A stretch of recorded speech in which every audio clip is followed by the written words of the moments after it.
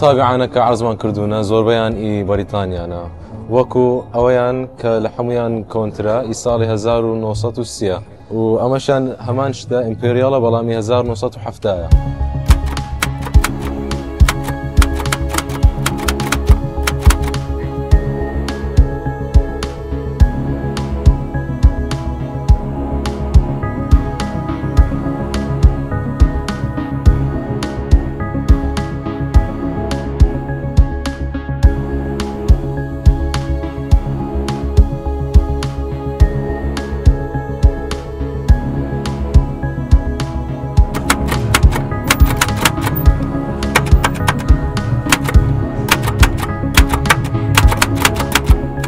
أول شوان هي حفتا كان بلام إنتاج يابانيا حبر كان وكو حبر إستانيا رولكا تيدكي وهرزاري ديغوري.